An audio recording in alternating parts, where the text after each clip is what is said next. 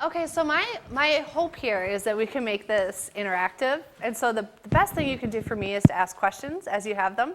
And that, hopefully, one is that, I'll provide the information that you want to hear. But also hopefully, I'll paint a better picture of what product management is on a day-to-day basis.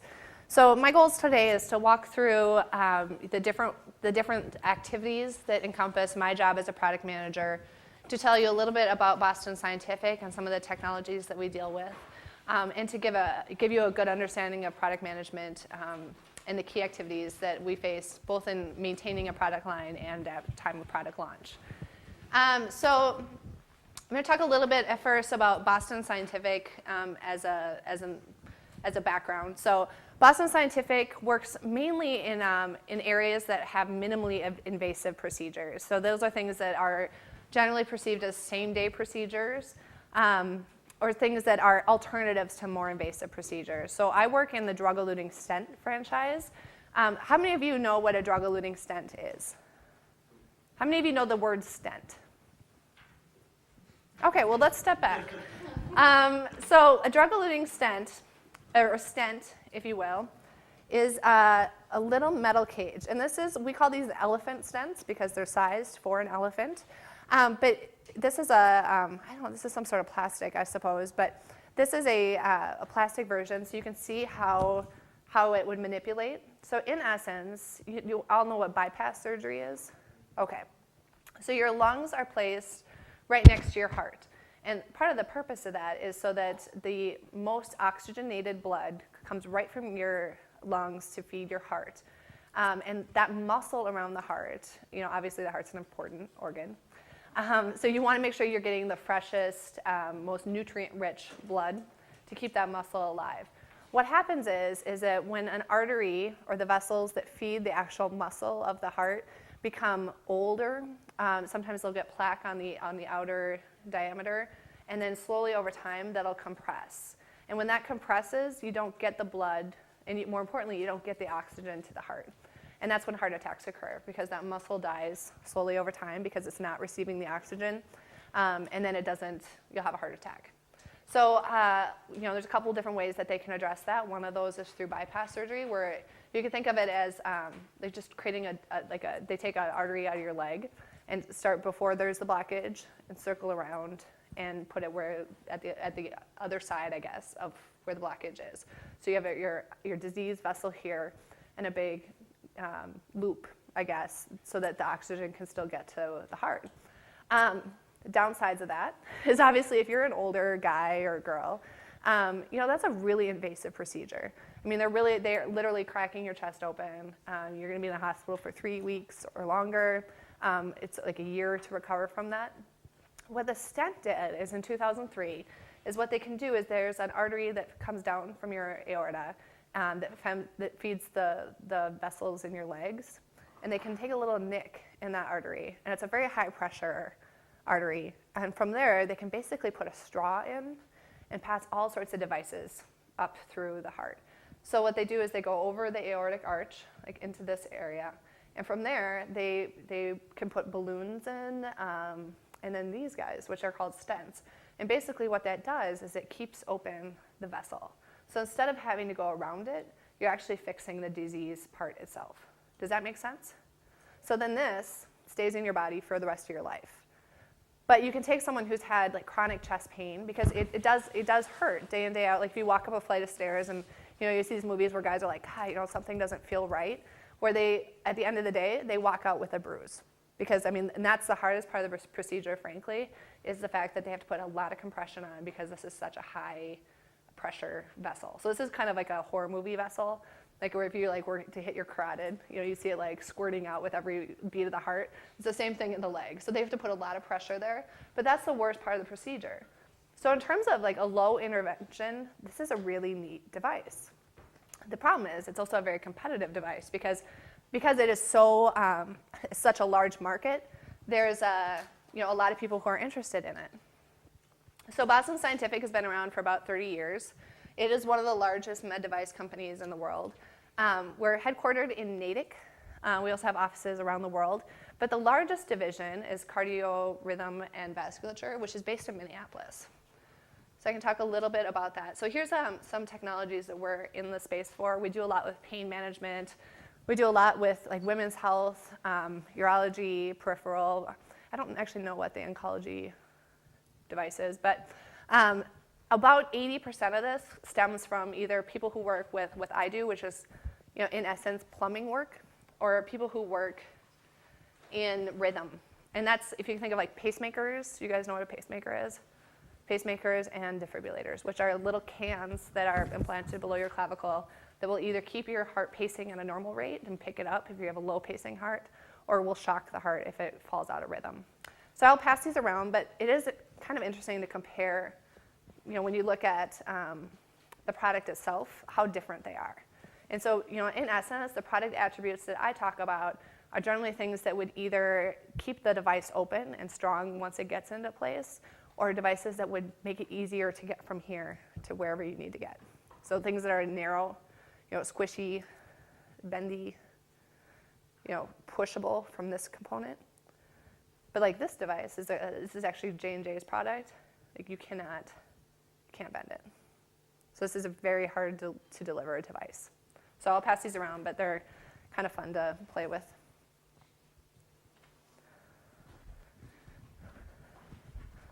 And on this side of the room, here's an actual stent in glass, so you can see how it plays out. And this is a very long stent, but that you can see how much vessel that can cover.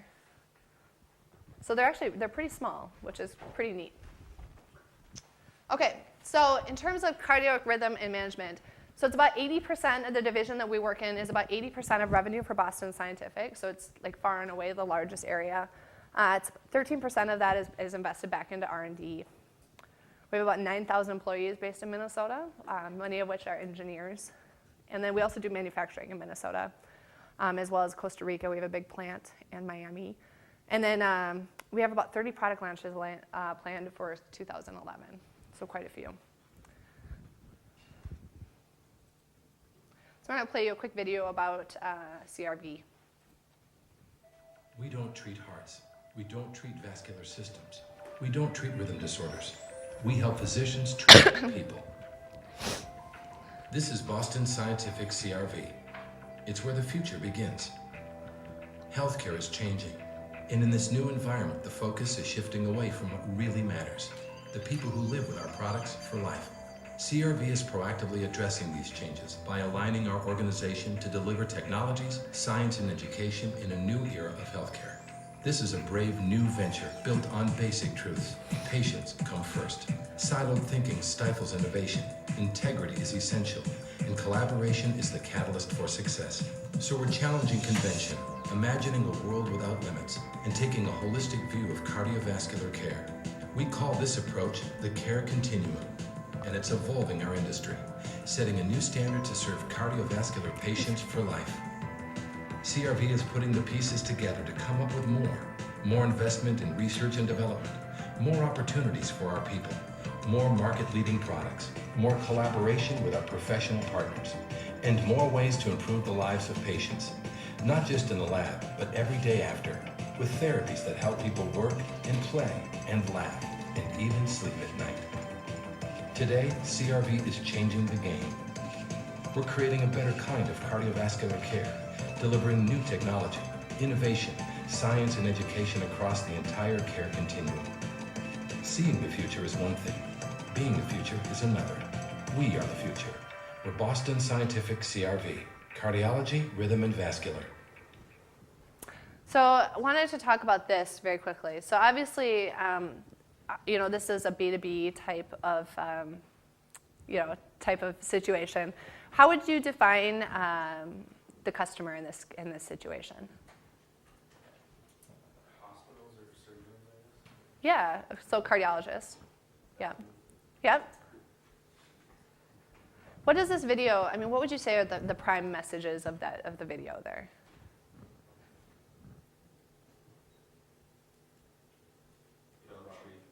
Treat people. Yeah. What else? Yeah, our product helps people. Yeah. Yeah. So one of the main trends that we're seeing in our business is the change of customer. So originally and historically, we've thought about our customer as being the cardiologist. The cardiologist would be the person who implants the device directly into the patient. So it seemed very easy to talk to a cardiologist, and your main things you're going to talk about are, the efficacy of the stent, how deliverable the stent is, but things that would be meaningful to the cardiologists themselves. As we looked at the changing, environment of healthcare, that customer is changing. So now our customers are often hospital buying groups. So when you think of like the Fairview system or the Abbott system or the university system, it's several hospitals who have pulled together to have better negotiating power. And so they're pushing costs down, which makes it harder for us to innovate products. But they're also being good ambassadors to the dollar. So I mean, they're metriced off of how many costs they're able to cut, how many vendors they're able to reduce, the simplicity of which they're able to create within their ordering system, which are things that are directly in opposition to Boston Scientific. I'm not saying that it's not a good situation. I mean, it's a very natural evolution of healthcare, and it's overall probably more efficient. But it's forcing Boston Scientific to think about their customer in a new way. So some of the things that obviously the markets. This was a huge product in 2003, 2004, 2005. It's now a very mature product. It's very standard. There's been millions of implanted people around the world to date. So it's slow growing. So we're used to seeing 10% increases year over year. We're not seeing that anymore. We're seeing like 1% increase or a steady or flat market. There's a lot of price pressure, which we talked about. We have a new customer. We have this economic customer that we need to think about. We need to think about the cath lab director and the overall hospital group in a way that we haven't had to think about that. Because of a lot of the reform that's been going on, there's been less access to physicians. That's been more regulated. So there's just a lot. It's getting harder and harder to do marketing. So it's no longer just talking about features and benefits, which is what we were doing. We have to think about the customer in a new way. We have to think about what our product is in a new way. It's no longer just the stent. It's really the Boston Scientific partnership. It's the Boston Scientific commitment to the patient. It's the Boston Scientific solution as opposed to a product. Does that make sense? So, and then I think that's pretty intuitive. So, challenges, how do we profitably grow? And at what pace do we change? So, obviously when you have a business model that's well established, you're good at that. But when that changes, you have to become very adaptive as a culture to be able to address those changes. So one of the things that we're introducing right now is this idea of the cardiovascular care continuum. So we have a variety of things that are geared at making Boston Scientific a solution, not a product, or not a series of products. And that could be things like disease prevention. It could be training. It could be the therapies and the services themselves. It could be patient education, which would be a direct-to-patient play, as opposed to the cardiologist as the consumer. And it's the R&D and scientific commitment that we're making, whether it's funding the studies that they're doing or whether it's the investment that we have in understanding our products. Are there any questions so far? Okay. Lisa promised me that your class would be louder, so. I promised to chat. She said that 1 o'clock class is chatty. So this is just some things about Boston Scientific and the interventional cardiology space. So interventional cardiology is really anything that comes in and out of that tube in your leg. And sometimes they do your arm as well, like you have the ability to go kind of through your elbow as well. But anything that would either prep you or anything that would deliver you.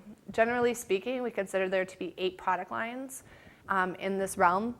Of those, Boston Scientific is the worldwide leader in 7 of them. So this is a huge space. And it's a huge space of dominance for Boston Scientific. Boston Scientific, as a philosophy, has grown through acquisition. So we'll wait until the technology is just prime for launch. We'll acquire then, and then we have an excellent launch process. And so we tend to acquire technologies that are high performing and have a well-established pathway within the procedure.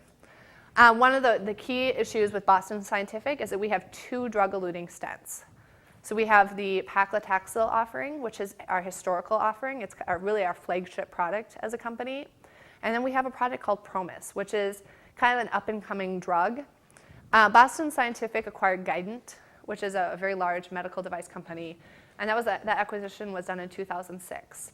And they really did it to acquire the CRM business, which was not the rhythm business, which was not a space that we operated within. But they also acquired a drug-eluting stent. And because of monopoly laws, they had to divest that stent, and Abbott bought it, which is a pretty large company I'm sure you've heard of before.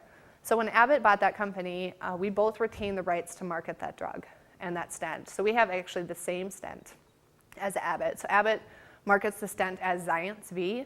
We market the stent as Promis.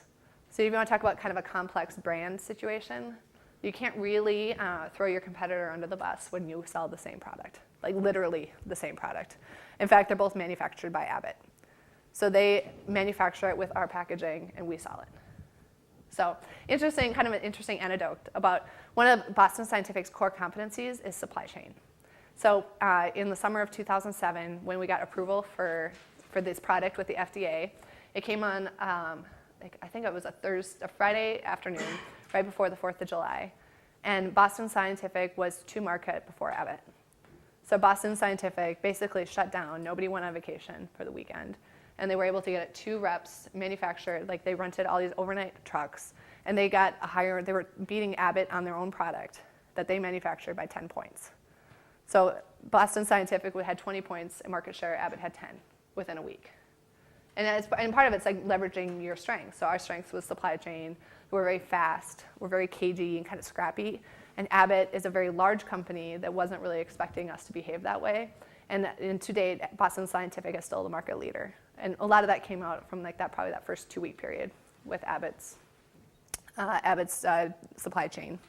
So since then, we have worked at creating new iterations of drug-eluting stents. So we started with Taxus, and then we became Taxus and Promis.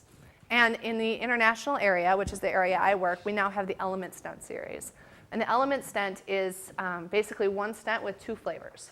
So the Element Stent is a platinum chromium stent, which has high visibility. Platinum brings a lot of visibility when you look at it under X-ray, and so you can see it better from a physician's perspective, because when you think about this procedure, they can't see anything.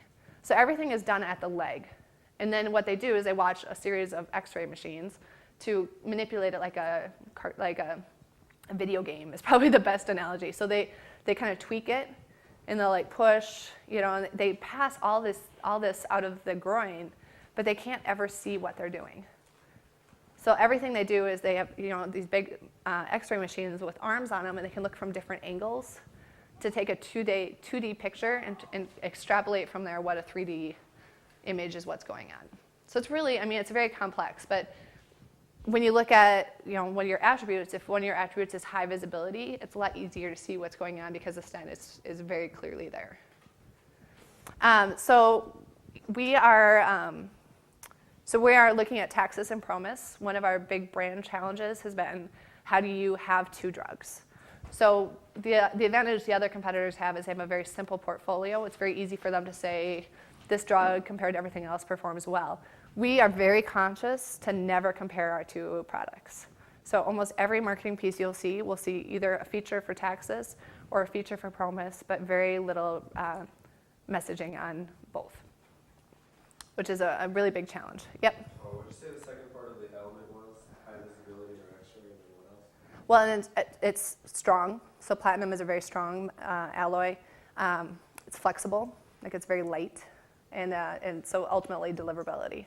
So from acute performance, it's not going to elute the drug in a different way. That's really the drug's job. So, sorry, let's back up and talk about drugs really quickly. So the drug, what the function of the drug on the stent is, so when you put a foreign object in a body, your body is going to revolt. It's going to go what the heck? There's a stent in my body. And so what the drug does is it prevents overhealing. Sorry. So when you put the stent in, what you want to do is you want the stent to become part of the vessel.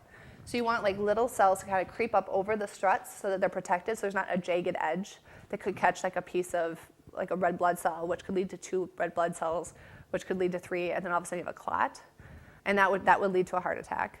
So what you want to do is you want to create a nice smooth surface in that stent area, but not so much that it's going to push down on the vessel and it's going to close up again. So you want to create a long-term solution not a bigger issue. And so the drug is what that does is it prevents clotting for one, but it also prevents an overhealing process within your cell cycle. Yep.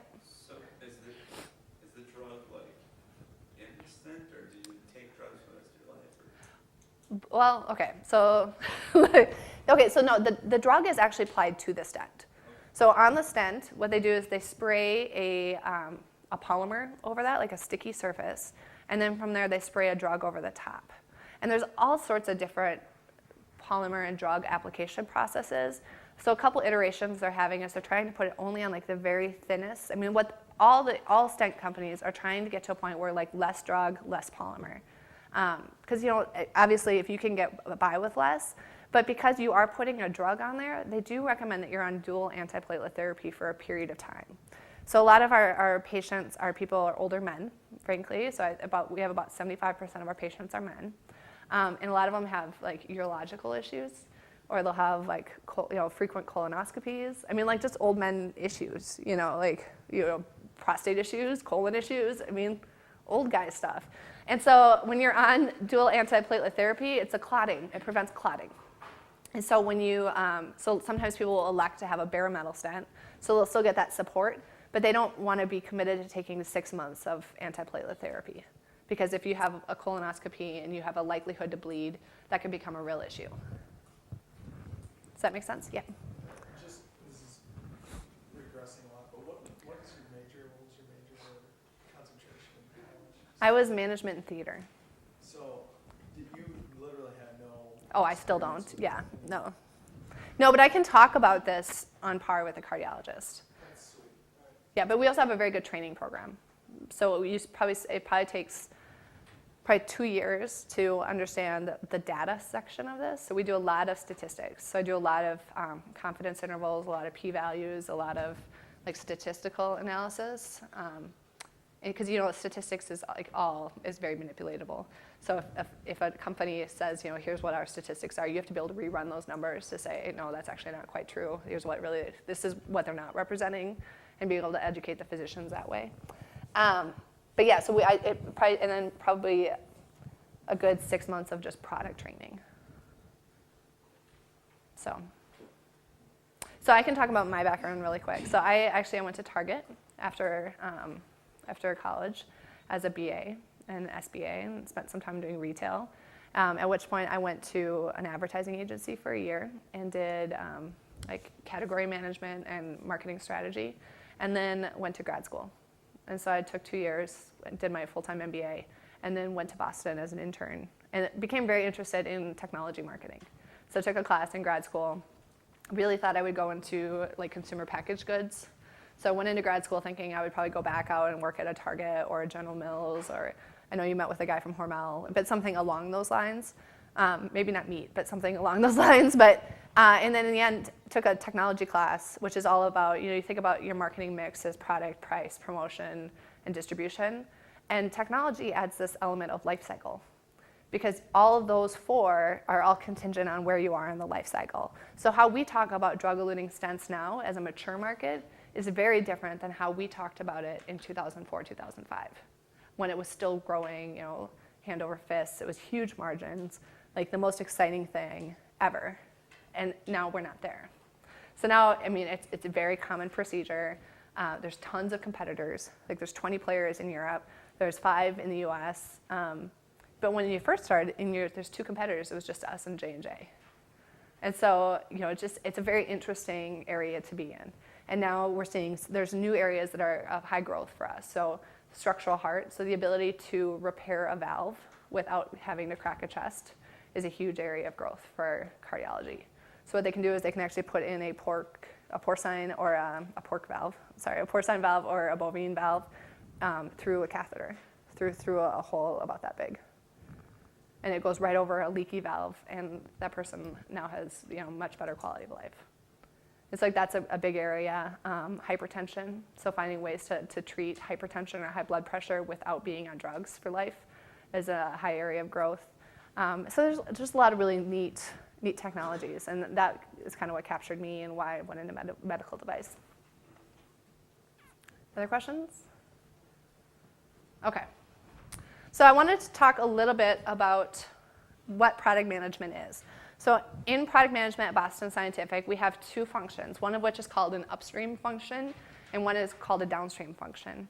So an upstream function is, a person like me, I sit on both teams. So I sit on an R&D team of engineers. There's about 12 of us, and I sit as the marketing representative. And I'm responsible for a document called the marketing spec. And what that says is it says, 10 years from now, here's what we think the market size is going to be. Here's how we think our physicians are going to be making decisions. Here's what we understand our competitors to be doing and what we think their products are going to be at this time. And here is the ticket to the game. The product has to be able to be of this profile. It has to be able to be delivered as such. It has to elute the drug in this time frame. And these are non-negotiable things. And so in essence, you are kind of the barrier for having that customer expertise to say, we absolutely cannot bring a product to market unless it meets these specifications. Otherwise, a lot of the work that I do is very cross-functional. So I work with a marketing communications team, a PR team, e-marketing, clinical communications, supply chain, operations, sales, finance, et cetera. And all those people are also responsible for the product. So DES is far and away the largest business that we have at Boston Scientific. So there's about 8 product managers who have very specific tasks. My responsibility is to the product. So I am measured off of my ability to sell that product in a specific market to gain a certain revenue. And that is my whole review for the year. Did you make that number? And how I make that number is really determined up to me and which kind of partners I need to bring in to address that. So actually today, before this call, before this class, I had a conversation with my partners in Norway who want to bundle this product with a different product to get a different pricing strategy. So obviously I'm working with supply chain on that. I'm going to be working with finance on that. But that's just one project, whereas working on an advertisement or a brochure, I'm going to work more with marketing communications. So outside of working in general management or business leadership, it's one of the few places in the company where you can really operate as a general manager and work in a variety of different areas, but without having to be the expert in any of them. But product management generally is generally a little bit higher stress of an area. And it's also probably the biggest pipeline to a leadership position. So if you wanted to be a CEO, product management is a good place to start because of the exposure you get to upper management and your ability to work cross-franchise. Things that I think about in my day-to-day is that segmentation, targeting, pricing, messaging. Those are things that generally leadership would be concerned with. So if I were to present to our CEO or to our VP or president of the company, I would be talking more about these things. How I execute it is up to my responsibility. So those are the outer circle are things that I would say are advisory board functions. So I would be making a recommendation saying based on my analysis, here's what we see. But the decision probably doesn't sit in my court to that extent. But things about channel distribution, execution, how we measure the product would.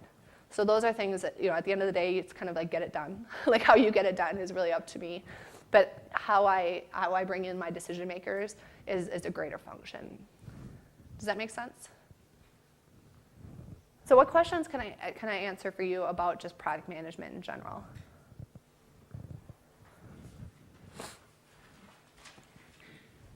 In previous classes, we've talked about innovative companies that allow their employees to kind of branch off from doing, say, a new product management with the team and do something that they see possibly as being the future. Like the 3M model? Yeah, something like that. Does your company do anything like that? Not formally. I don't work in R&D, so I'm not sure what that's probably where more of the innovation would come from.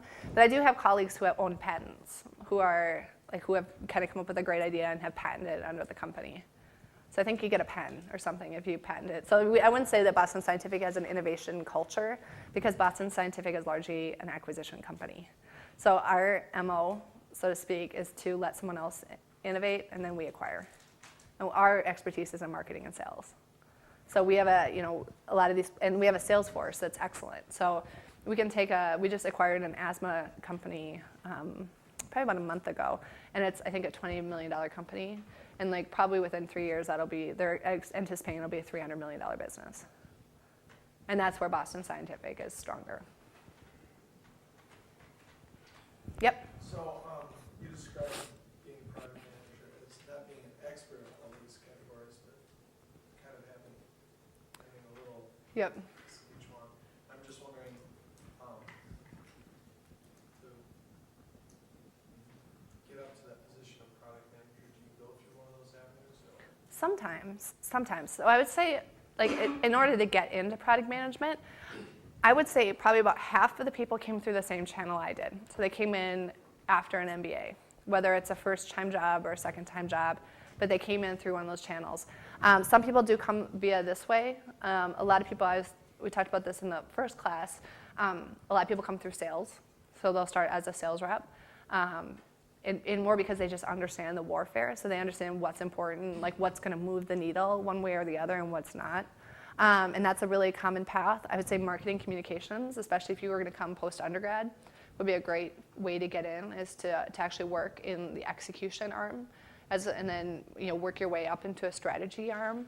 I think that's a pretty common path as well. And we also see a lot of people who are engineers. So a lot of folks are engineers and then cross over into marketing post-MBA. Yep. As of primarily in the business-to-business product selling that you do you have any interaction with the patients or consumers as far as whether your marketing goes, or if you look back at what you guys are doing with the care continuum? Yep. What type of things do you look into for keeping patients on track with like preventative strategies? Yeah. After We are thoughtful about that. J&J did a strategy. They actually took out a bunch of ad space, and they did a Super Bowl ad probably 3 or 4 years ago, and they lost 5 share points because physicians felt violated, that they don't want patients coming in and being like, I want the Endeavor stent. Like that's not something. They felt that J&J had overstepped their boundaries by trying to go straight to the consumer. And in reality, like there's a couple products. When in each product, they have to supply what they call the directions for use, and they have to supply a patient guide. And in the patient guide, they report the data. And some stents do perform differently than other stents, and some stents have much lower complication rates. And obviously, all of this is kind of contingent on the fact that you have an adequate physician, because physicians is probably a little bit more of an art than people give it credit for. So given the fact that you have an okay physician, to get the product guide and see that your stent failed the clinical trial, I think would be something that would be very upsetting to me. But we have to be very cautious about how we toe that line. So some of the things that we have done is that we're sponsoring World Diabetes Day this year, and diabetes is obviously like one of the big risks of cardiovascular disease. We also have done some things with patient adherence to dual antiplatelet therapy. We've done some things with I guess we could scholarship programs for the drugs that go along with these. We've done a lot with African American populations. We've done a lot with women who have low detection rates of cardiovascular.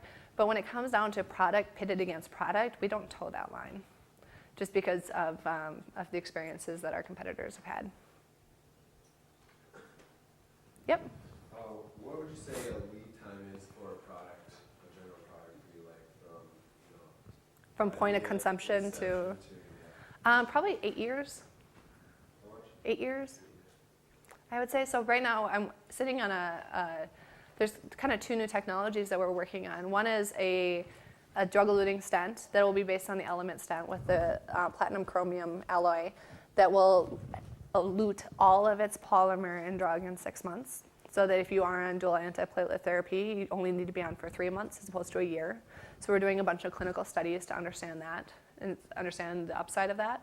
And then we're also looking at fully absorbable stents. So the idea being is that it's maybe an iron or a magnesium-based stent, which is an element that the body can absorb naturally. So it's like taking a vitamin for, however long of a period of time. And then the idea is that the metal is there and it's structurally sound while the body is healing. And then once the body has passed that point, the stent is gone. So really, I mean, very cool technology, but I would say we're probably 15 years out on that. Yeah, mostly because of the R&D it takes. Like you can't think of an idea and get it going in a year, right? Well, that and it's expensive. It's enormously expensive. And so we just, from a economic perspective, we can't fund every idea. So we have a lot of trade-off decisions in our company to say we can fund this, but we can't fund that. And that's where the marketer really comes in to do the analysis to say, here's what the market potential is for this, here's the market potential for that. And if there's any qualitative factors that might play into that, for example, our physicians and our customer base expects us to have a competency here. For us to not have this product would be a huge gap in our portfolio, which is maybe, so for example, we have a product called Rotablator, which I managed when I first joined the company. It's only a $65 million product globally, so it's probably our smallest franchise, very high profitability, but it's a nice tool in the tool bag, and it really gives the perception of us rounding out our portfolio. But in reality, it's not that big of a product. Yep. I was going to say, in the R&D, do you have any communication with them about like how they test their products? Oh, all the time. And so we do a lot of, we actually use R&D as a marketing lever at times. And I'll show you a video later, but there's times where we've taken their bench data and we'll bring in, and have them test it and say, how much force does it take it to push back a tight space? How much force does it take to go through a curvaceous space? How quickly will this expand? How quickly will it deflate? How much overlap is on the balloon that the stent sits on? Because that could cause damage to the vessel. How quickly does the drug, and all that is R&D function for us. Yep. I'm just kind of curious within kind of the company what you do. Like, did you start out with stents right when you entered Boston Scientific? And how often do you change from the different products? So we change. I think it depends on the people. So I think a lot of people end up going into stents at some point in their career, at least if on the campus that I work in, because it's huge. So I mean, it's just a large franchise, but it's also a high burnout franchise. So a lot of people will use that as a springboard to get the visibility they need to get into a different field. But a lot of people go through stents at some point or another. Yep. Earlier you said that your supply chain is very fast and scrappy. Could you explain that a little more? Well, so there's been times where if you have a recall, we can generally respond to most things within 24 hours. So whether it's there's a mistake on the packaging, whether it's, I'm trying to think of a good example. There was a device, so we have to have a specific confidence interval. So every product has to demonstrate that it's able to be safe up to certain pressures.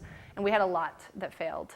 So they basically had sent out this product and found out that it didn't meet the specs that it needed to make. And we were able to identify which labs and get the product back within 3 days. And that was globally. I mean, so it's just those kinds of things as we're very, very fast and very, very responsive. Yep. As far as cost to the patient goes, do you kind of have a rough estimation of typically how much it costs for a procedure to get a stent implanted? I think average cost is around $40,000. But I don't think that's always. I actually know that a lot of that isn't transferred to the patient themselves. Yeah, I think a lot of it depends on insurance copays. Yeah. Yep. Okay, just kind of curious as what you do or the company does. So do you kind of listen to surgeons requests for products and then kind of monitor the market and certain manufacturers and see what they're making to determine which companies and products you want to acquire? Yeah. Yes. And so there's actually a business development team who works specifically just on acquisitions. And so they'll reach out and say, we need analysis or intel on this, or this. And we have 2 product managers who work in our division who specifically focus on competitive. And they, in essence, are kind of like your library for saying, this is everything we know about Medtronic. This is everything we know about Abbott. And we're very Boston Scientific, and maybe it's not just R&D, supply chain that's scrappy, but in general, very, very scrappy, very, very fast. And so we are, when we go to a trade show, For instance, that's kind of those are like the big media centers for us. So like if somebody was going to make an announcement, it would generally be at one of those 4 times of the year. And like we come very much prepared. So any session or any data release that is involved with one of our main competitors, someone from Boston Scientific will be there with a camera. So we will have that information back into a war room within an hour. And so we try to have very good communication and very good systems for understanding our competitors. Kind of going off of that, when you do acquire one, do they designate like a specific person that kind of follows the research for a product manager? Or do they just hand it over and then it's up to them to I don't know, learn everything about it? Do they kind of follow, do you guys all follow products? Yeah. So we're following a product company right now called Sadra, which we internally all believe will be our next acquisition. And because of, for a variety of reasons, I don't know about what the deal is with Sadra, but I do know that there's a lot of intel being funneled our way and questions being asked specifically about this, and that's a valve company. So in that case, they will probably set up a team pretty instantly to address that. So when we acquired the Promus stent through Abbott, we set up a team. When we acquired Guidant, we acquired their whole division. So they kept the division in Arden Hills. And that division exists fully in itself now. The asthma business is based in California. That business will stay there. So you acquire the people as well. So I think it depends on how closely it is aligned, if we think we can do it better, or if we think that they're well equipped to handle it.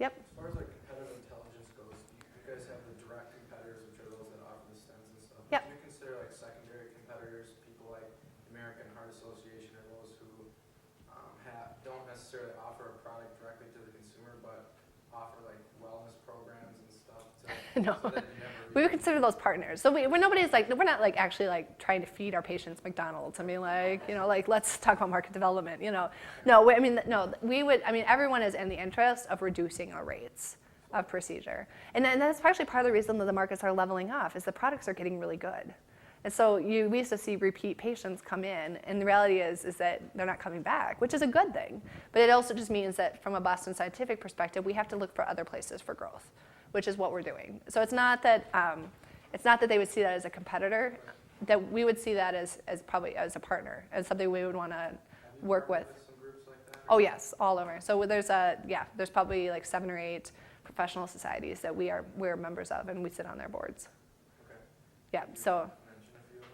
Well, HA is one of them. There's a group called TCT, which is the Transcatheter Technology Group. There's SCAI. There's a fellows course. Trying to think of some of the others. There's an SIS, which is a Seattle-based group. They're all the European Interventional Society. There's a group called PCR, which is based in Paris. But we have very close relationships with them, and really we partner to try and understand, what their academic interests are. And a lot of our studies and pushing the boundaries of the technology forward are based on those partnerships. But one thing I will say that is kind of interesting is I would say the Boston Scientific sees CABG, or bypass surgery, as a competitor. So I mean, not in a nasty way, but we did do some market research on how do we talk about our technology versus bypass. And so one of the things that came back is the word chest cracking resonates very well with physicians. So that whenever we talk about bypass, you'll almost always hear a marketer from Boston Scientific be like, "Why would you consider a chest cracking technology?"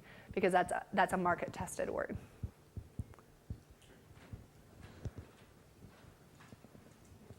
But I mean, I don't know. Maybe it's practice what you preach, but I would believe that too. Like if I have the option of having an intervention or having a more invasive procedure, I would pick the low invasion. So. Where do you see your job in like 20 years? Our increasing technology, like you said, how good the procedures are doing, how long they're lasting. Where do you see where do you think you'll be? Where I will be potentially? You're like a product manager for. I probably won't be a product manager in 20 years, God willing. I will hopefully be doing something else in 20 years. But I would say I think drug-eluting stents will still be here in 20 years. Absolutely. I still think that there will be some form of stenting technology in 20 years. I would think that probably it won't be a high growth area. I think it'll be a maintenance business. where they have a product launch. There's a formula for a product launch. I also don't think it will be studied. So part of the reason our business is so dynamic is because it was this very much like a breakthrough technology, and people were fascinated by it. And so there was tons of physicians who were setting up these clinical trials to compare X product versus Y product. And that's why the business is dynamic and stressful, is because we have to understand that, and we have to monitor that. Every data release, every cut of data, every subset. I mean, you have to really know the data. But because it's prolific and it's coming out all the time, now we're seeing that with valves. So valves is becoming really where the market is and where their interests are. Okay. So what I wanted to do is just talk about what do I do on a day-to-day basis. And so I wanted to pull out, this is actually my market trend.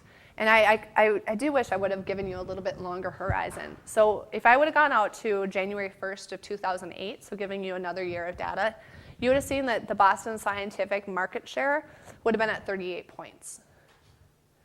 So you can see that it's become much, much, much more competitive.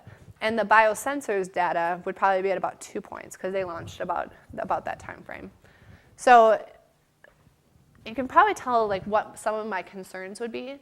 And so ultimately, at the end of the day, what I'm measured off of is that 332. So that's the amount of revenue I need to contribute to the bottom line from Boston Scientific's perspective. Like, I need to deliver that. And so my operations partners are going to be measured on different things. They're going to be measured on inventory levels, on service levels, on back order rates. My finance partners are going to be determined on analyst calls, how closely we are to our forecast. Are we able to make our quarterly earnings? So sales is going to be measured specifically on their sales goals, which will feed into mine. But does this kind of make sense?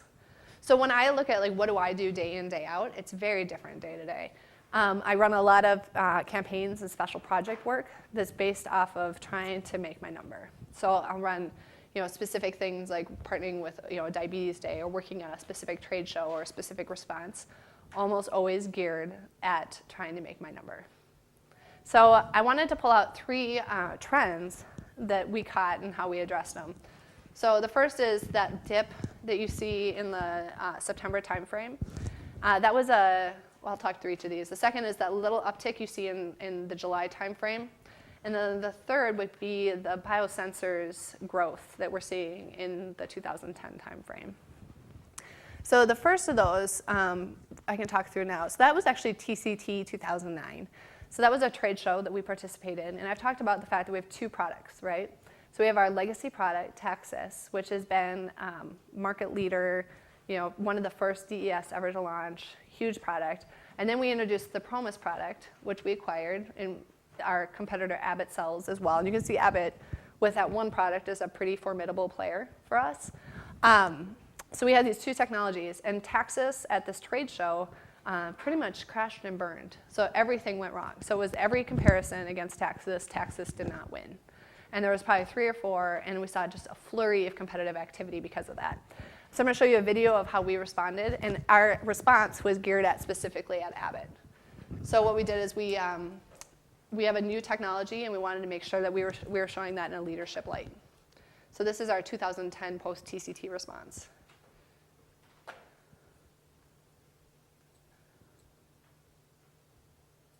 It's really loud.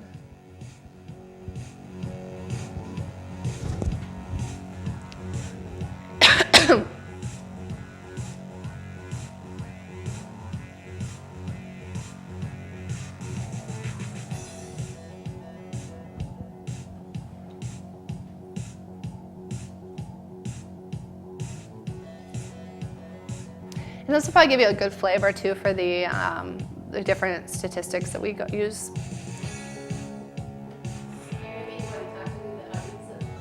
Yes, this goes out to 30,000 physicians. So it's not geared for a consumer audience.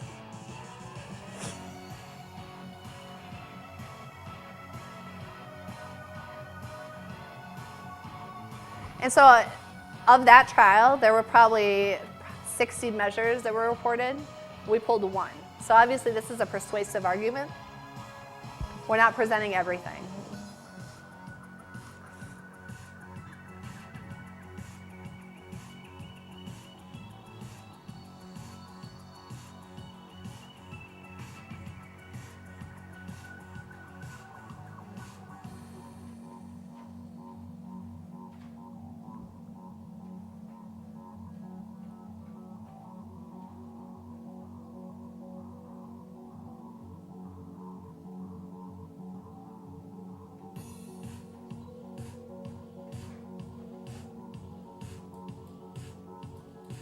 So then our big differentiator, frankly, is the fact that we have this alloy that's testing very, very well. And physicians are responding really well to it.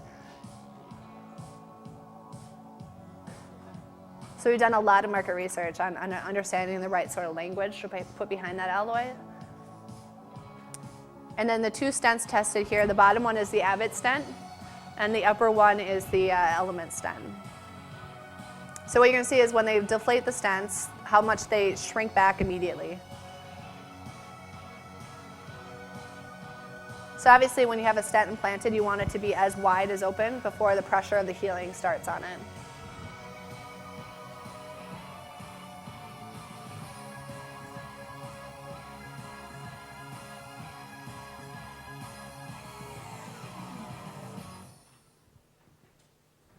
So you can see, so that was one thing we did, and knowing that we had such a competitive situation coming out of 2009 that we looked at very specifically in our 2010 strategy.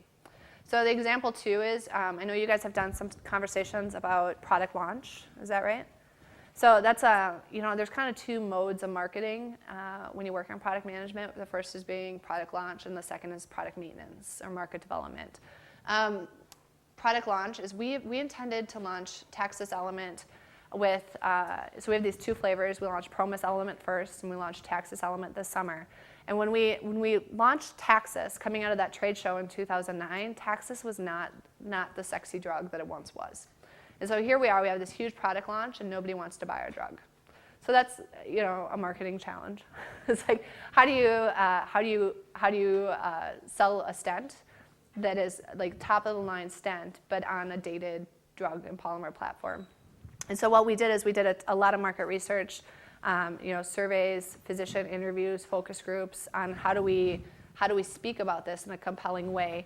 And we came up with this idea of innovation and experience. So talking about what was good about Taxus is it's not that Taxus was old, it's that Taxus is classic. And it's not that Taxus is poor performing, it's Taxus is tested, and trying to find these ways to talk about the experience of Taxus and experience of other, I guess, synonyms for that would be heritage, probably heritage was the one. And that was actually the second point, and we found that tested very well in Europe, but didn't test as well here. In the US, the word heritage had a very kind of like antique roadshow feel to it, whereas in Europe, it was kind of seen as like the Rolls Royce of stents. And so I'll show you a video on that exercise. But the original goal for that launch and the original expectations was that it would reach 11 points market share, and currently it's at 3 points. And a lot of it's just market dynamics that have changed. So you can see here how we married the PTCR, you've seen this before, that is the positioning, but then how we married it to a market, the market environment that we were living in at the time. Is this on YouTube? No, it's not. Actually, I think they are working on that actually to try and put a lot of our stuff on YouTube, but we were talking about this in the class before, but I mean, a lot of our physicians are in their 40s, 50s, 60s. Like, they're not really the YouTube audience. And we chose the material because we were able to... So we call him Blinky.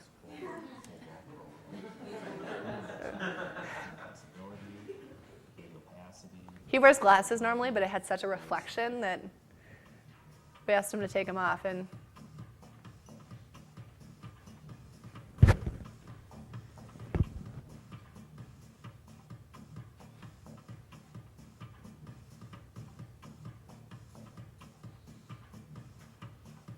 so these are all the proof points. If you think about your positioning, your messaging, and then these would be your proof points.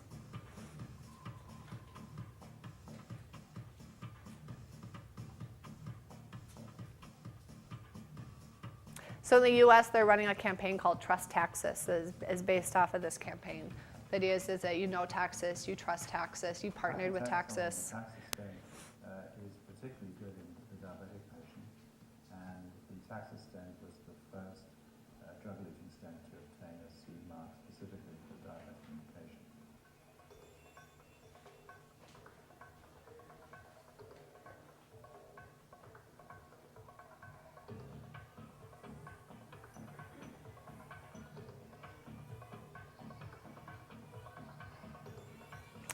Okay. Yep.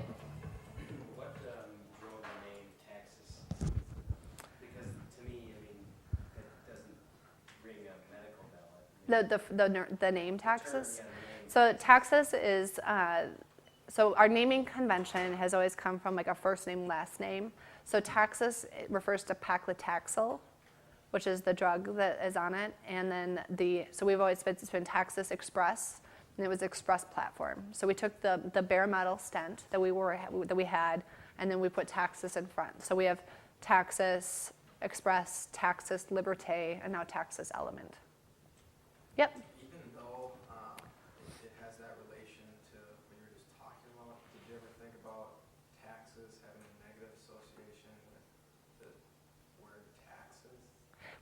Well, okay, so here's the issue. So after that trade show I talked about, it had such negative connotations because, I mean, honestly, like millions and millions of dollars came out of that market instantly. And in the US, they decided to rebrand the product. So in Europe and Asia, they'll have Taxis Element.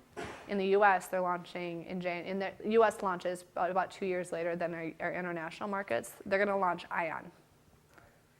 Yep, so they'll have Promus Element and Ion. So they're actually divorcing the Taxis name altogether. Do you do internal marketing, or do you do like those videos right there? Are those all internal, or is that an outsourced to another? All outsourced. Yeah, we do have like an AV center that does some video, like they did the bench video for us. So like those 2 stents that you saw side to side, that was done internally. But a lot of the like Maya software, we don't have anyone who does like computer graphics. Question? Okay. So I wanted to give you just an idea of like what a launch communication plan would be. So this was, kind of, I guess, our May, June, and July from just a communication perspective. So, we talked about, marketing isn't necessarily advertising and it isn't necessarily communication. So there's a lot of things about, supply chain, set quantities, pricing strategy that's not reflected here. But you can see a lot of the things that we did. And you can see we actually identified our internal customer as one of our key channels that we are going to look at. So sending out weekly reminders, really getting our sales force excited about that. We did a launch event in Prague in June, but really trying to get as much enthusiasm behind this launch so that we were ready to execute it. We did a series of brochures, advertisements, sell sheets, in-services, which is like PowerPoints that are done on iPad, so that we could get a lot of quick adoption once we were able to launch the product. I wouldn't say this product went well, though. I will note that. And part of it is the market dynamic of which we launched it in. Like paclitaxel is just not the drug of favor right now, and is not our drug on our platforms going forward. So going forward, we are only commercializing everolimus drugs. And I think that people know that too, because we are very open about our pipeline, and I think physicians give a lot of feedback into our pipeline, and so it's a pretty well-known fact. Okay, so my third example is just about a competitive example. So we have Biosensors, which is an emerging competitor, which as of now it looks like it's taking that market share from Cordis. You can see these look like they're correlated to some extent. And it looks like, Biosensors, Abbott, and Medtronic have picked up that market share that Cordis is dropping. It doesn't look like we are, unfortunately. But we are interested because of the market leadership of just keeping them out of a 5th place contender. So what we want to think about is having 4 contenders. And we expect J&J to drop out as well because they recently announced that they were discontinuing their pipeline, which is a huge opportunity for us to get back to a 3-player market. So what we're trying to do is get them to drop and get them to drop. And so one of the ways that we've addressed that is that we've actually run an internal campaign geared at squashing biosensors. And so this is something I worked on actually like right now. And so I wanted to give you visibility to say like what do I do day to day? And like this is what I worked on this week. So I published this module today before I came up here, and it geared at specifically understanding the competitor, understanding their messaging, understanding their business practices, what we're seeing across markets. We bought a bunch of data from third-party vendors to understand that. We did 18 physician interviews on like why they buy one competitor versus the other specific to this competitor. And we developed and tested a bunch of messages around the fact that they're making claims about being a next generation product, but their performance has actually been very much, much closer to a first generation product. So I just want to give you some visibility to that. I left about 10 minutes for questions, so I want to like leave a little bit of time if you have any questions that you want to get answered about either what I do or the career path or how this relates to your coursework. Yeah. Specific question. So what are some of the tactics that you're going to use to take out that? Biosensors. So we're actually gonna go and do a head-to-head sell sheet. So basically a brochure, if you will, that shows from an engineering perspective like the breakdowns of their product. So this competitor in particular has been very dishonest about their advertisements. So they'll list the clinical performance of one product, but they're claiming it for another product. So they're saying like this product performed XYZ, but then they're listing it for an entire product altogether. And so we're putting together a sell sheet that addresses that specifically to say like they said their measurements were 0.017 millimeters, in reality they are 0.022, and just some of those types of things. We did a series of 4 internal training modules because a lot of our issues are frankly like can our reps talk to it? Because it's not in Boston Scientific's culture to be real aggressive with our marketing, especially when it comes to competitors. Like we're not ones to go in and say like, all those bastards and like, get in there and fight it out with a physician. Like, we've kind of generally taken the leadership road and taken the high road, so to speak. So we have to be really cautious about that. And we're just starting to do more head-to-head type of materials based on that. So we have our 4 modules. We'll have an external deck. We'll have a sell sheet. We'll do a binder that they can train the sales force and a series of exercises to get the sales force comfortable talking about the language.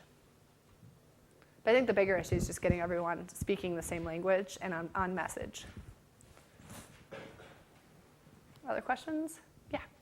You've been talking about companies focusing on strengths and not necessarily their weaknesses to better promote where they're going in their industry. Mm-hmm. So, as a product manager, do you see Boston Scientific focusing on their strengths or focusing on the weaknesses that maybe other competitors might be trying to creep up on? We are very much so like brand focused. So we talk a lot about ourselves. So we talk, I would say we're very strength focused. We look at our products in terms of, we have very good performing products and we have the best platform around. So I mean, that's something that is every marketer would like to be in a market leading position and we are there. I think there always has to be a healthy sense of paranoia when you are the market leader because you have a target on your back, especially when that target is $2 billion.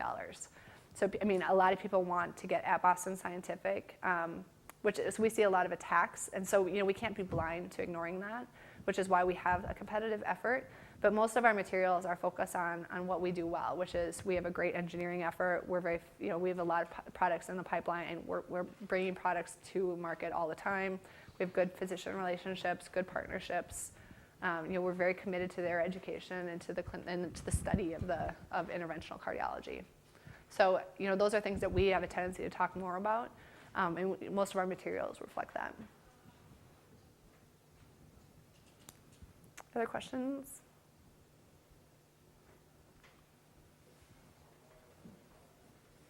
Okay. So I'll throw out a couple. So you mentioned getting into this as a career path that you spent a few years in sales or marketing communications, considered grad school, and do you think it is important that they spend those first few years before grad school in the same industry? No, and I think that maybe this is a bigger question about whether or not if you decide to do an MBA. I I think that more and more people are. And I think that a lot of people use an MBA as an opportunity to change career paths, which I think is very accepted.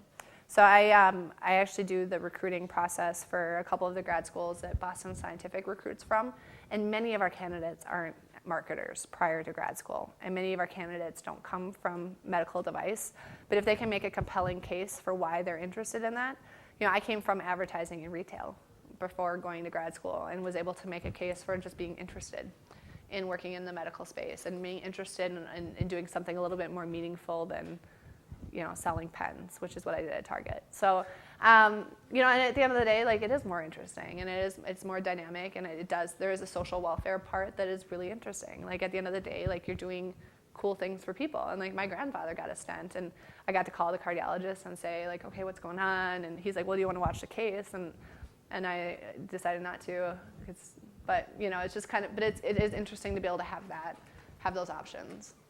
But I think grad school is a great way to change courses if you get to a point where you are doing something that's maybe less meaningful. I think people who are doing things that they really like and want to stay in, I think a lot of people do part-time for that case. But a lot of full-time MBA folks are career changing to some extent, or want to do something that's higher paying, or has a bigger impact, bigger decision criteria. Yeah. What grad schools does Boston Scientific primarily look at? Yeah, well, it depends on the division. So out east, we have an office in Natick, which is near Boston, and they do a lot with BYU and Harvard. We find that it's hard to get people to move to Minnesota, so we've started recruiting more primarily in the Midwest. So we do Kellogg, University of Chicago, Carlson, and Ross, in Michigan. So those are but that's been our big issue, is that we've had people who've been interested and then have like spent the summer here and are like, I really want to be in San Francisco. And we're like, well, then you should live, that's what they should do. Like, that's where, if you want to live there, you should live there. So. Oh, I'm sorry. Questions? Yeah. Yeah, I was wondering, sorry, now I'm blank because I got nervous. So you were originally in the medical supply business, and where do you think you're gonna go from here? Like, for me? Yeah. Yeah. Do you see yourself staying with medical supply? Do you see yourself staying with product management, or do you see yourself going elsewhere? If I stay in product management, I will probably stay in medical device. I have given some thought to changing industries altogether. I've given some thought to teaching, so doing teaching here or teaching at another 4-year school. I feel like I have some choices over how I want to do that, and a lot I could leverage from this experience because I've had the opportunity to manage a business. So, in terms of if I decided to change industries, I think it's certainly an option for me. I think short term, I probably will be in med device for a few more years. Yeah. Where did you say you got your MBA from? Carlson. Yeah. It's a good school.